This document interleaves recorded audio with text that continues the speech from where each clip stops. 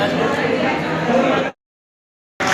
इथं उपस्थित मध्ये कोणाचं नाव आलं नसेल तर इकडे यायचं त्यांनी.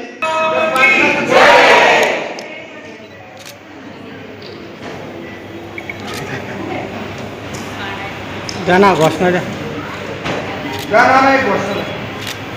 जय परशुराम. जय परशुराम. जय जय परशुराम. जय परशुराम. जय श्रीराम. जय श्रीराम. भारत माता की जय. भारत माता की जय. वंदे वंदे जय श्रीराम. जय श्रीराम. जय श्रीराम. जय श्रीराम. ओम नमः पार्वती पते हर हर महादेव. हर हर महादेव. छत्रपती शिवाजी महाराज की जय. छत्रपती शिवाजी महाराज की जय. छत्रपती संभाजी महाराज की जय. छत्रपती संभाजी महाराज की जय. जे विद्यार्थी राहिले आता सत्कार करण्यात आला आहे. काय सांगाल त्याबद्दल? अखिल भारतीय ब्राह्मण महासंघ दरवर्षी हा सत्कार घेऊन येतो. 2017पासून ह्या सत्काराला सुरुवात झालेली आहे. तर 10 वर्ष पूर्ण झालेले आहे आज या सत्काराला. प्रत्येक वर्षी आमच्याकडे 200, 250, 300 विद्यार्थी येतात. यावर्षी 204 विद्यार्थी आले होते. त्यापैकी 204ची लिस्ट आली होती. त्यापैकी 179 लोकांनी विद्यार्थी आणि विद्यार्थ्यांना आम्ही सन्मान केलेला आहे. त्याचबरोबर आम्ही 12 जणांना आम्ही शिष्यवृत्ती जाहीर केलेली आहे. त्यांचे नावं इथे वाचन करून दाखवलेले आहे 12 जणांचे. असेच कार्यक्रम घेऊन आम्ही अखिल भारतीय ब्राह्मण महासंघ हे जे आहे हे सदैव कार्यरत आहे.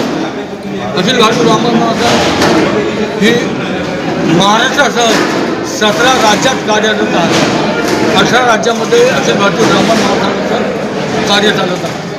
आणि याच पद्धतीनं आम्ही सर्वकडे आमची महिला आघाडी आहे, उद्योग आघाडी आहे, विधी आघाडी आहे, वैद्यकीय आघाडी आहे, असे सर्व मिळून आम्ही हा कार्यक्रम आयोजित करत असतो. यावेळी आम्ही जे 12 लोकांना शिष्यवृत्ती देणार आहोत त्यांचं नाव तर डिक्लेअर केलेलेच आहे अगोदर.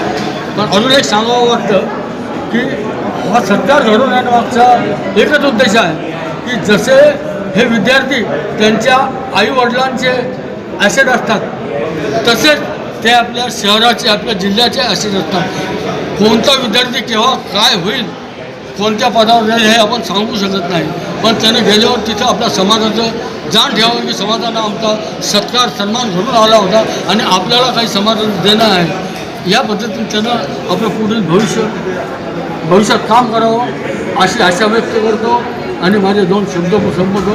जय परशुराम. आज किती विद्यार्थ्यांचा सत्कार करण्यात आला असेल? 179 विद्यार्थी सांगितले.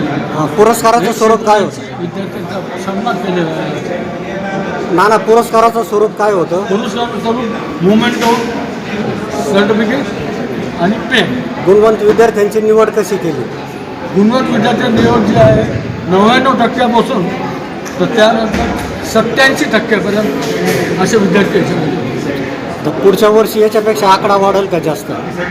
दरवर्षीच अखिल भारतीय महासंघाला आठवा वाढतो. तरी हा कार्यक्रम आम्ही 20 दिवस अगोदर डिक्लेअर केला. मागच्या वर्षी आम्ही 1.5 महिना अगोदर डिक्लेअर केला होता. काय आता काही सुट्ट्यामध्ये काही विद्यार्थी आले नाही किंवा आमच्याकडे लिस्ट चांगली आलेली असं नाही की 228 लोकांची लिस्ट आलेली आहे. त्यापैकी 179 लोक आलेले म्हणजे पोरं आलेले. त्यामुळे समाज बांधवांना काय आवाहन करणार? समाज बांधवांचा मी खूप ऋणी आहे. अशाच प्रकारचं पाठबळ त्यांनी दरवेळी आम्हाला द्यावं अशी त्यांना मी विनंती करतो. धन्यवाद. जय परशुराम.